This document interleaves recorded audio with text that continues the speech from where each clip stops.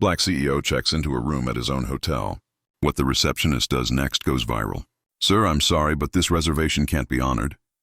The words landed like a slap in the face. Marcus Carter, dressed sharply in a black tailored suit, stood motionless at the front desk of his hotel, the very one he owned. His name was on every document, every contract, every wall plaque. Yet here he was, being denied entry by a young receptionist who was polite, but unyielding. Behind him, the lobby buzzed with chatter and movement, completely unaware of the tension crackling at the counter. Marcus clenched his jaw. No way this was happening. But how did it even come to this? Within the hour, this small moment would explode.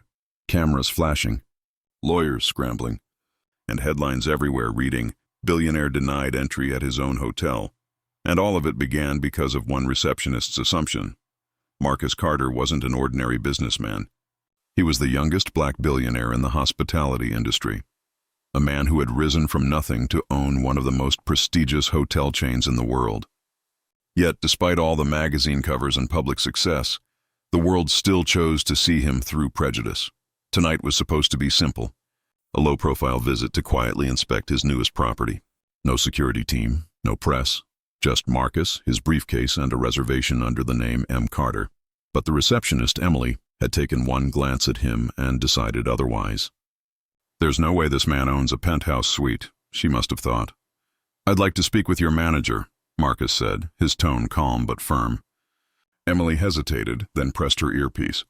"Security, we have a situation at the front desk." Marcus almost laughed. A situation? He was the situation. Moments later, a large security guard, Rodriguez, arrived, stopping dead in his tracks. "Mr. Carter," he muttered, eyes wide.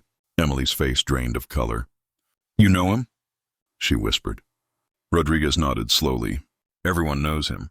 He owns this hotel." Silence fell. A phone camera clicked. Marcus watched the realization hit Emily. The shock in her widening eyes, the tremble in her fingers. Before she could speak, another voice cut through the air. "Is there a problem here?" It was David Whitmore, the hotel's general manager, and one of the loudest critics of Marcus's takeover. Marcus turned toward him, calm but cold. "Game on." Whitmore folded his arms. "Mr. Carter, if there's an issue with your reservation, perhaps you should have verified your identity properly." The insult was thinly veiled but sharp. "You don't belong here," Marcus smirked. "Funny, because according to our system, I verify you." He turned toward Emily. "Pull up the employee database." Her hands trembled as she complied. And there it was, glowing on the screen. Owner, Marcus Carter.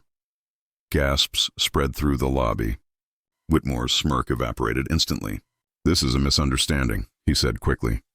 "No," Marcus replied, voice ice cold. "This is racism," Emily broke down, tears welling up. "I didn't mean, I just thought—" Marcus's chest tightened. He'd fought this battle too many times, but this time he wasn't staying silent. He turned to the crowd. "Let me make this clear. This hotel welcomes everyone, and if any staff member can't honor that—" He looked straight at Whitmore. "They're fired!" Applause erupted. Guests cheered. Cameras flashed. Whitmore stormed away, red-faced. Emily stood sobbing, whispering apologies. Later that night, Marcus sat alone in the penthouse, scrolling through viral headlines.